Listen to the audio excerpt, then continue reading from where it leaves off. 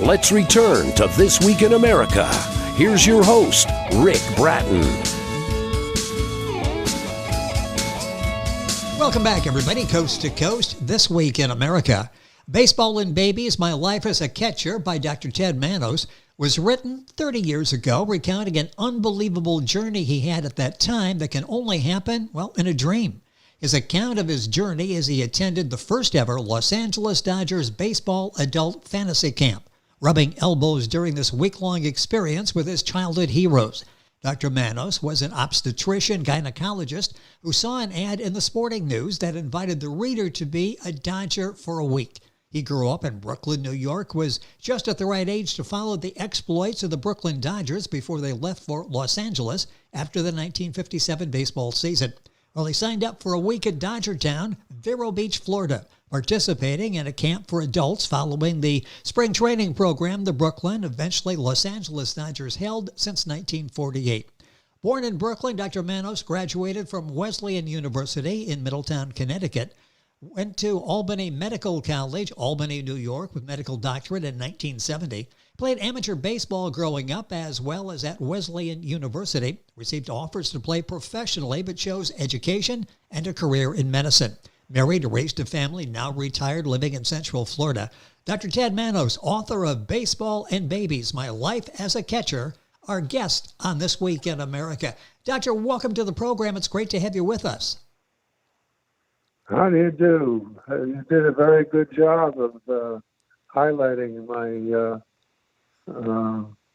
main parts of my life. Well, I just love what you were able to do, and it's interesting getting a behind-the-scenes look. Always wanted to go to a fantasy camp, never able to quite pull that off. But let's go back to when this happened. Why did you decide to go to the camp? They were new at the time. You saw this ad, as I mentioned, in Sporting News. What was it about it that really excited you about going to this camp? Well, be a Dodger for a week was the title of it, and it listed the Brooklyn Dodgers that I had a passion for, and it was just so natural for me. Plus, when I played baseball in my youth, I was good enough to dream, and had offers to play professional baseball, but maintain my academic program, at least to get a diploma from college. And I understand your dad was a good baseball player too, wasn't he? Yeah, he was excellent. He was excellent. Probably if there wasn't a World War II, he would have pursued a professional career. It's amazing. So this family has the background in baseball. You grew up idolizing the Brooklyn Dodgers, of course, immortalized in the book Boys of Summer. Now's your chance to go to the fantasy camp and meet them. What was that experience like, and who were some of the players that you got to meet there?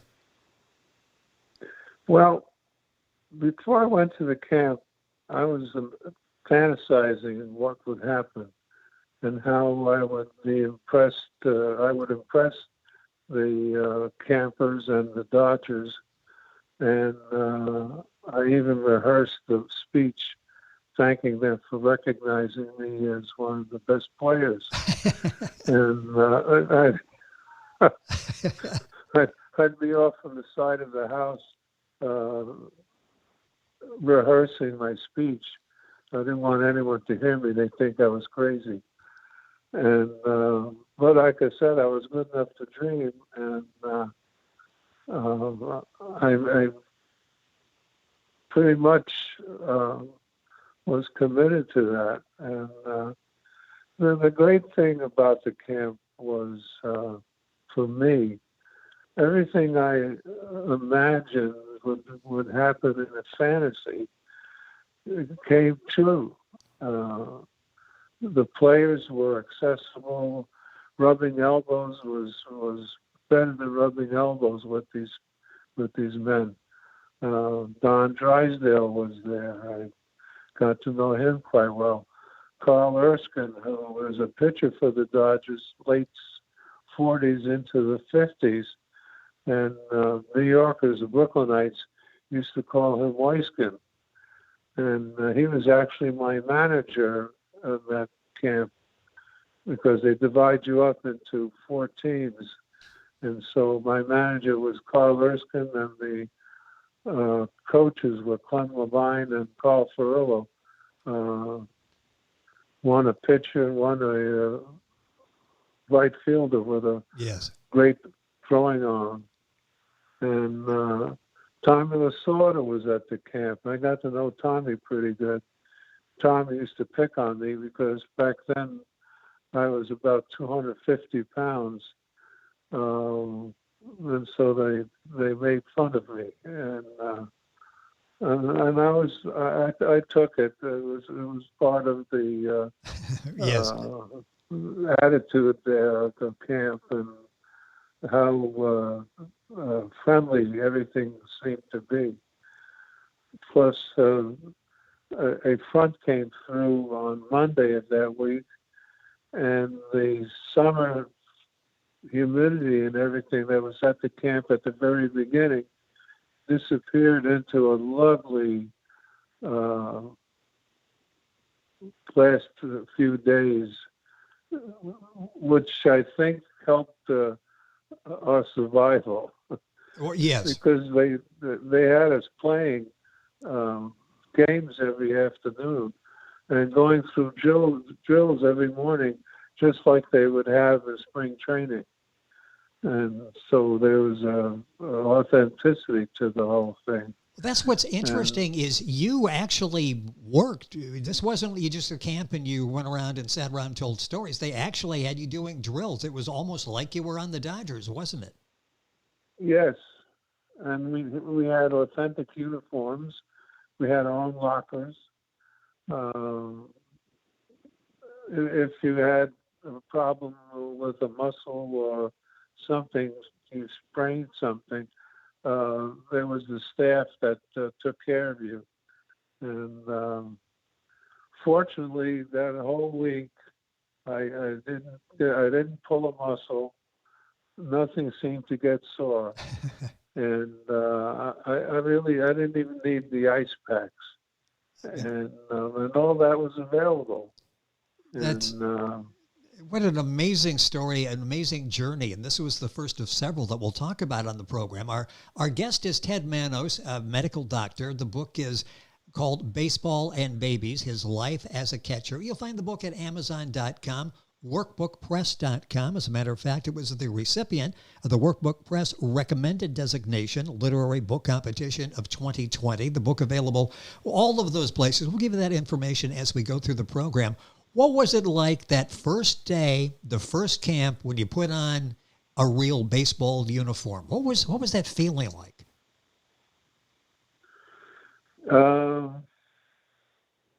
As good as I could have imagined. Oh, yeah. And because the first thing I saw when I walked into the clubhouse was my locker with my name on the top of it and the number I had chosen, number 3. And everything was set up in the locker just like they did for the big leaguers. Plus, across the aisle in another locker was Duke Snyder. Duke was a Hall of Famer, part of the Willie Mickey and the baseball, the Willie Mickey and the Duke. The Terry Cashman song, yes. Right, and they turned around and there was Don Newcomb, one of the Dodger pitchers from back then, and more up to date players from Los Angeles, like Wes Parker, who I got to know quite well.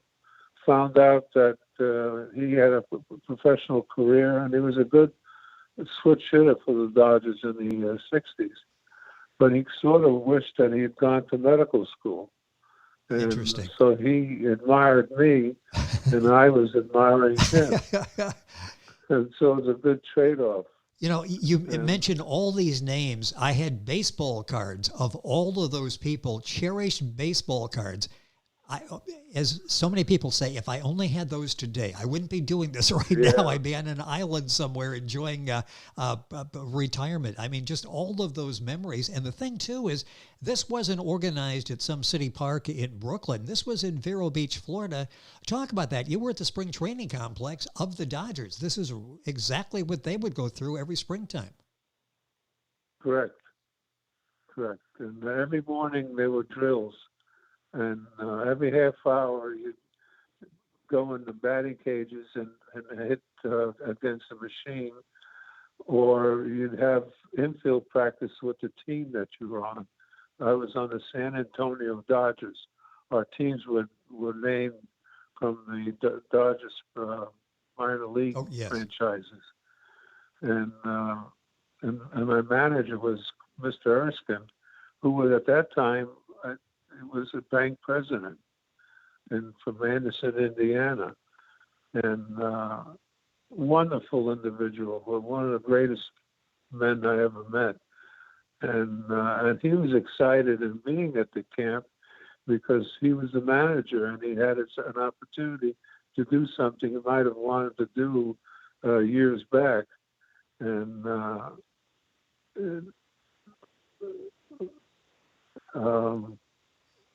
also, well, yeah, to see that and to be with those baseball royalty. I mean, the people you're talking about, especially growing up as a Dodger fan. Why do you think the Dodgers did this? This was the first camp that they put together and invite the Brooklyn Dodgers from the old days, which really made it special for so many people like you that grew up idolizing the boys of summer. Why do you think they started this camp and did it this way? Well, main thing is these players showed up. These former Brooklyn Dodgers. Oh, yes. So it was a reunion of these individuals because they hadn't gotten together like this for quite some time, and as a result, the Dodgers continued to have the camp every year, including now. They have it out in Arizona where they spend their spring training. They're no longer at Dodgertown and Vero Beach. And plus there were people like myself that took advantage of the opportunity. It was $1,900, and at that time I could afford that. And it was a nice vacation for me. Yeah, that's like a week away. So when you break that down and all of those memories, which come out in Dr. Manos' book, The Baseball and Babies, My Life as a Catcher, book available at Amazon, workbookpress.com, all of the usual places. How did you do playing against some of these heroes of your past? They were a little older, but you were not athletes anymore either.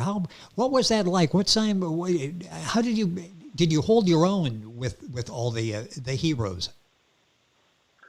Well, the heroes were managing and coaching us, and drills in the morning they were coaching us, and we did get to play them one game at the end of the week with a sizable crowd, probably 1,500 to 2,000 fans that knew that this was going on, and they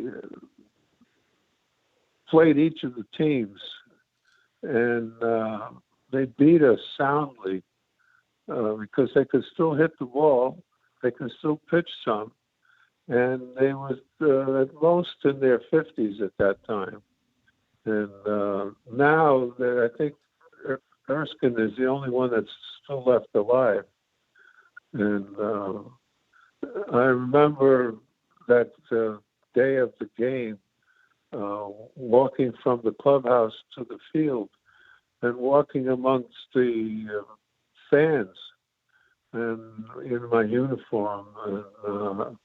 And I knew how it must have felt in the big leagues walking at the spring training site during spring training time when the fans are there. Yes. And asking for autographs. No one seemed to want to ask me for an autograph, They weren't sure who Manos was on the back of my uniform. But they, you got the chance to literally walk in their shoes during that time going out to the field. It's hard to ask what was the most memorable, but maybe what's top of mind as you're going back and you're telling the story about the fantasy camp. What's the one experience you had, the one memorable event you had that really comes to mind? What comes to mind is the fact that I'm an OBGYN surgeon. Don't hurt yourself. And so I signed up as a first baseman. In college, I was a catcher.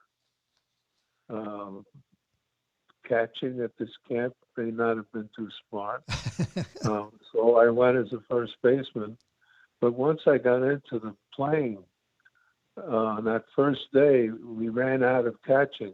There were only two fellows that were catchers. And I volunteered. I'll catch, because by this time I was into it. And I hadn't caught probably for 16 or 17 years. And Carl Ferrillo said, "Doc, you're a doctor there. You can't catch." I go, "Carl, I caught in college. I can do this."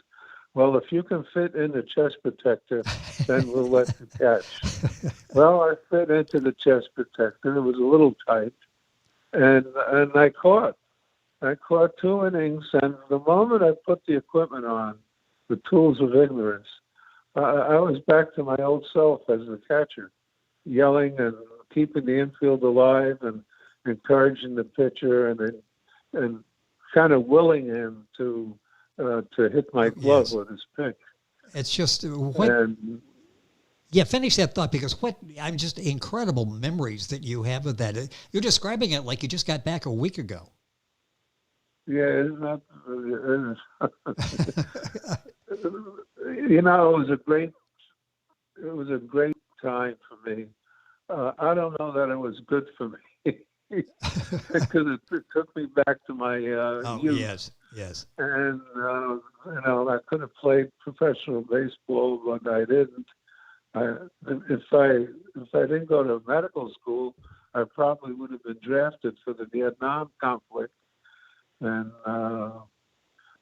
but realizing that I can still catch after that first day of 2 innings of catching, Erskine came over to me and he says, "Teddy, you're my catcher this week."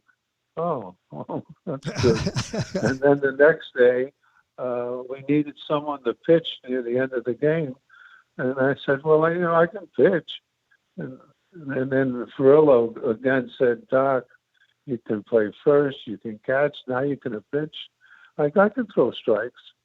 And so I went out there and threw strikes, and for 2 innings I shut out the other team and found myself, when I stepped on the mound, I had an aggression that I never had as a ball player in my youth. Of course, I never pitched much, although I pitched some.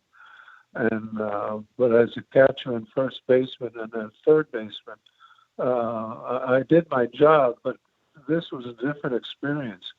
And I shared that with some of the relief pitchers that were there, including Ron Peronowski, who was pitching coach for the Dodgers at that time. And he related to, you have a different personality when you get out on the mound, particularly as a relief pitcher, because Ferrillo laughingly, after I pitched the 2 innings, he said, "Well, Doc, you're our closer now. Let's see, first base, catch, now you're the closer. What?" And then Snyder was standing by nearby. He said, "Doc, what can't you do out there?" And actually, to be honest, I told him I wasn't good on fly balls, so, which meant I had a problem as a catcher with pop-ups. Oh, yes. I didn't understand the spin of the ball. Well, and when you're catching, they go straight up too. It's not like you're in the outfield and you've got a few seconds in there that you can sort of track them. You sort of look up and there's the ball's coming down. Because of the spin of the ball, it goes straight up. But then as it's coming down towards the field. and I never got a sense for that. And I remember one time a pop-up, and it dropped about 10 feet behind me. Not at the camp, but in fact when I was playing Yes. ball as a youngster. But Just amazing stories in the book, and Manos is Manos. If you're going to Google that, Ted Manos, MD. The book is Baseball and Babies, My Life as a Catcher. A few minutes left in the program. You made it back 2 more times, as I understand, to the camp, and you did get the MVP. You practiced the speech when you went the first year, but you got to use it a couple years later. How exciting was that? well, that was the ultimate fantasy camp. That's what they named it. The title of the camp was the Ultimate Camp because there were 16 Hall of Famers on the staff. Wow. Juan Marichal, Al Kaline, Duke Snyder, Harmon Killebrew, Lou Brock. And at that second camp, Robin Roberts was my manager, and Robin Roberts was quite an individual. Had the right attitude in managing our team. He said, "Be humble. I've seen you play." So he always kept us in the right frame of mind. But yeah, I got the MVP because I did a lot of pitching that week. And I used to be able to throw a ball and not have much pain. I had kind of loose, I always thought I had loose muscles and never strained my joints. And but the MVP, I had pretty much worn myself out. The more I played and the more I was comfortable with who I was on the field. Yes. And so I had a lot of energy. And by the end of that camp, that Hall of Fame camp, when we had the award dinner, and I was selected as the MVP. Just before that, I had said to myself, I'm never going to do this again. And I'm worn out, and I need to just go back to my doctoring full time. And then they said, MVP is Doc Manos. And I got up and got the MVP, and I forgot what I had told myself just before they announced the MVP. So that's so many great stories in the book, Baseball and Babies, My Life as a Catcher. Got about 30 seconds here. This started off an ad in the Sporting News. Were you one of those that waited every week patiently for the mailman to bring you the Sporting News? I think so. It's so long ago because now you don't need a Sporting News. You got Sports Center and ESPN. Yeah, you get it instantaneously. I can remember getting it and not knowing what happened 2-3 days ago and going through all of the box scores for the last week, and now you have those. And there was something sort of magical about that. I know now we won it right away, and we have it right away. But the book is so full of great stories. A doctor growing up in New York. His memories, 1951, the shot heard around the world. I mean, all of these great stories, all of the great stories from the time at the fantasy camp. The book is Baseball and Babies, My Life as a Catcher, by Ted Manos, MD, was an obstetrician and gynecologist. Book available at Amazon, workbookpress.com, all of the usual places. Go to our website, thisweekinamerica.us. You can link on. Doctor, it's been a pleasure having you on the program. Great stories. Loved having you with us. Time went by too quickly. Thank you for sharing those magical days at the fantasy camp. Well, thank you. You did an excellent job. I love the way you piece things together, and very smooth. Well, thank you. Very good. Appreciate that, and I appreciate you taking the time to come on and to talk about the book. Again, so many memories, sort of living baseball card heaven during those weeks that you're at the fantasy camp. The book is Baseball and Babies, My Life as a Catcher, book available at workbookpress.com, the other places as well. Back on today's program after these messages. This Week in America is online. You can visit our website, thisweekinamerica.us. Scott Pinkerton, associate producer of This Week in America. Jay Anderson, segment producer. Ben Watson, webmaster. Otto Bechet, director of engineering and TV production. This Week in America produced and is a trademark of Blue Funk Broadcasting, LLC. For information on all of our guests and to listen to this week's show, our website again at thisweekinamerica.us. And I'm Sean Bratton, executive producer of This Week in America.